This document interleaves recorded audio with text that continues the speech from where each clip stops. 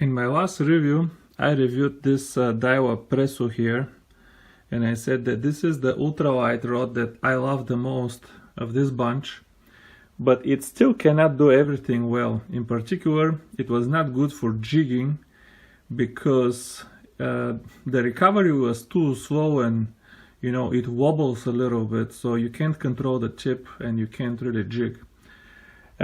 Fortunately, most of these rods are actually better for jigging and not as good for float fishing because they have too much of what people call backbone. But of this bunch, there is only one rod that, to me, I mean this is personal, but to me is good for both float and jigging, and this is the rod that we're going to review today. And here's the label: Shakespeare Micro Series, a cheapie from Walmart, MSRP $20, but on sale all the time. I'm sure Realistic Fishing can find it for $10 any day of the week. But yeah, we have graphite blank for more sensitivity, stainless steel guides with stainless steel inserts, and cork handles. What more could you possibly ask for the perfect ultralight? I've been using this rod for this rig for perch this winter. As you can see, here is my self-made jig, and I haven't even removed the reel because this is very old Daiwa Team Advantage, but the color of the reel, which is gray, happens to match the color of the blank nicely, in my opinion. So, I mean, I need a reel for the test of the blank later on anyway, so I decided to keep the reel on it for this review. But, starting from the rod handle, the most common cork in the world has some filler, as you can see, but as I always say, once you seal it so the filler doesn't come out and leave your cork handle with a hole, once you seal it, everything is fine, and it even looks kind of nice. I like the look of sealed cork. It doesn't look as fancy as the Daiwa Presso or these Cabela's Prodigies or the Browning rods, but looks much better than this Shimano here that I haven't sealed yet. Look how nasty the Shimano looks out of the box. Okay, $60 rod versus $20 for the Shakespeare. The butt of the cork handle is actually not a piece of rubber. I was hoping for that, but this is something like a rubberish paint, which serves more like a glue, so the cork doesn't start to crumble when you hit the ground all the time, but still works. Seeing some damage, as you can see, but still holding the cork handle together. Not as nice as the Cabela's Fish Eagle right next to it. This is what I prefer to have as a butt, but hey, no issues so far. Then when we come to the reel seat, we see again the most standard design in the world, with these chrome looking metal washers and the plastic nut. Since this is a ultralight, you don't need any strength or power or anything. Nothing wrong with this design. However, notice the difference with the Cabela's Fish Eagle rod over here. This one doesn't have a nut to tighten the washers around the reel, okay? The top of the reel seat rotates, so this entire piece here serves as a nut. What is the difference, you may ask? Well, the difference is that once you lock the reel, the thread around the nut is no longer exposed, because this is unpleasant for your fingers or your palm to touch. Look at how I'm holding the reel, okay? Now my palm is touching the thread here, even my fingers, and this is just unpleasant, okay? There is no cork, there is no nothing. At least if it was smooth, it would be okay, but the thread is not nice. And when you hold the Fish Eagle, now I'm touching the cork, which, touching wood is always pleasant, and the front of my hand is also touching the cork, so This design is not more expensive, but is, definitely better, at least to me. Moving forward, we have a hook keeper, as you can see, as we do on every other rod on the bench. The blank has this gray color that I'm not a fan of. It looks like, the plastic inside of a Toyota from the 90s. But I matched it nicely with this reel, so it's not too bad. And the material of the blank is IM6 or IM7, I'm not sure, but whatever it is just perfect to me. I mean, you don't need expensive rods in my opinion. So yeah, very cheap blank, very nice blank for float fishing, for jigging, for everything, as I'll tell you later. Then we have stainless steel guides with stainless steel inserts. Again, as on every other rod in this price range on the market. The exact same guides that are on the $40 Cabela's Fish Eagle, and the exact same guides actually that are on the $60 Crappie stick. So I don't know how much time I want to spend on these guides. These guides are very cheap, and yet from all the cheap guides, I think these guides are the best. Stainless steel is not as good as a material that everybody thinks it is, but this is crappie fishing, okay? Crappie and trout. I mean, how much stress are these guides going to see?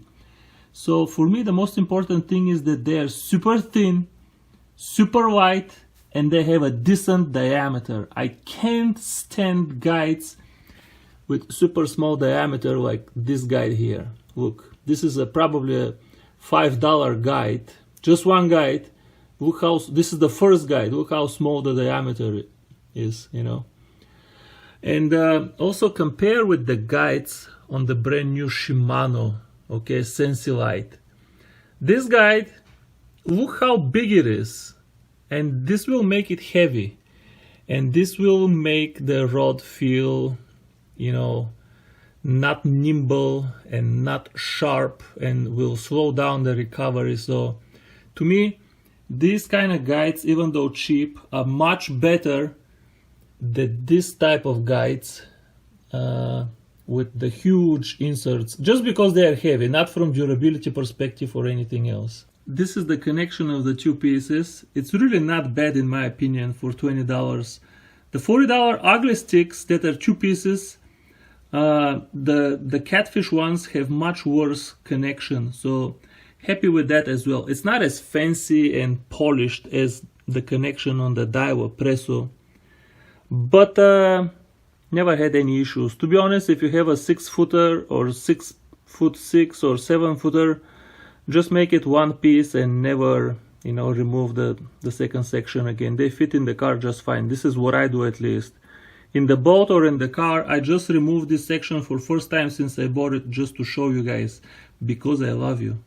And that's all from the bench, guys. The rod doesn't look expensive. As you can see, it's probably, the least good looking rod of the bunch here.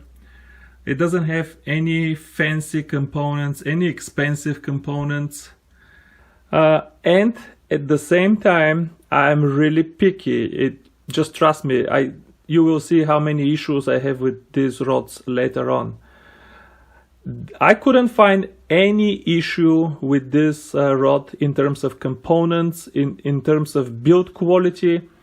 I mean, this rod doesn't have one defect, doesn't have one component that has been just a poor decision, okay? The blank is perfect, the cork handle is perfect, this one here is just fine, hook keeper, the perfect guides, everything is just properly selected, okay? Now let's look at the blank under load. Alright, let me say a few words about the rod before I show you the actual test curve, okay? First of all, unlike the Daiwa Presso, this rod has a pretty fast recovery, okay? If you whip it, it recovers pretty fast. And for that reason, I have it with the actual reel right now, jigging with the rod is pretty good. Look at the tip right now. Okay, I can control the tip pretty good. This is not my best jigging rod. I have better ones on the table, but I cannot do this with the Daiwa Presso, okay, because it just wobbles out of control. And yeah, I have already jigged crappie and perch on Lake Michigan, no problem. Actually, if you go all of my perch fishing videos are with this rod. I love it. I love it for perch. Oh my god. So yeah, pretty good rod for jigging. Look at this one. Okay, so let's look at the test curves with 4 ounces first, and I'm going to be comparing it with the 7-foot Daiwa Presso. So both of these rods are 7-foot 2 pieces, and the butts are aligned at one end here, and on the other end I have my finger, so they are leveled with the same starting angle over here.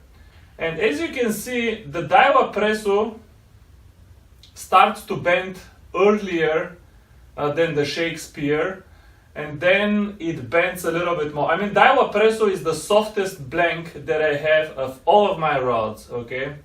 But for most people, I think they will prefer the Shakespeare, because you need to be, to have special kind of love for soft rods to like the Daiwa Presso.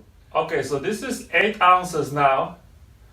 And as you can see, the Shakespeare Micro Series is still a pretty flexy rod, starting to bend somewhere around the connection of the 2 pieces, okay? But the Daiwa Presso is actually bending right at my finger over here. So yeah, there is a difference, but to get all of that flex with just 8 ounces, the Shakespeare Micro Series is still a pretty flexy rod, which is the reason I love this rod for float fishing as well. I don't like, float fishing with very stiff rods where I can't enjoy playing the small fish that I catch. What else to add about this rod? Unfortunately, I haven't caught anything big with it, like a carp or a 4-inch muskie, like I did with the Daiwa Presso. And I don't have any exciting footage to show you with the rod other than me catching, two little perch at once. But, like I said for the Daiwa Presso, I never recommend all of the models for a particular rod. Even for the Daiwa Presso, that I really love most of the series. And the same for this rod. This is a 7-foot 2-piece. This rod is amazing value, even for the full price of $20, okay? All of these rods are either too soft and not good for jigging, like the Daiwa Presso, or they're too stiff and good for jigging, but I don't enjoy using them for float fishing or playing the crappie. And this is the only rod that I have that is both good for jigging and I still enjoy playing fish. The only reason this is not my favorite rod is it looks kind of simple, okay? But there's nothing wrong with that, and it's not ugly. You tell me this rod looks ugly. It's not ugly, but there is no artwork. It's kind of simple. I do prefer to hold the Daiwa Presso in my hand. But yeah, this rod, the 7-foot 2, is a killer, okay? If you're on the market for ultralight and you're on a budget, don't even think about it, okay? I'm not sponsored by Shakespeare, obviously, but go get the 7-foot 2-piece. It's an amazing rod. You can put it against any 200, 100 ultralight rod in terms of performance. This rod will not jiggle and you will enjoy catching fish with it, okay? The only thing I want to warn again is careful with the other models, okay? I recommend the 7-foot 2-piece ultralight, but if you buy shorter, they become way too soft. I tried the 5-foot 6 and that thing was out of control. It was too soft and wobbly. So Try to get the 7 foot. I mean, it's a good size for ultralight anyway. And if you want to a different size, don't go one further than one size lower or one size higher, whatever that is. So yeah, Shakespeare micro series. Get you one, seal the cork handle, and you will come here to thank me, okay? The best value, not the best rod, the best value in ultralight rods on the market, okay? Thanks for watching. Don't forget, I got 5 or 6 more ultralight rods to review. If you're interested in those, consider subscribing if you're not subscribed already. And I will see you soon with the next one. Bye bye.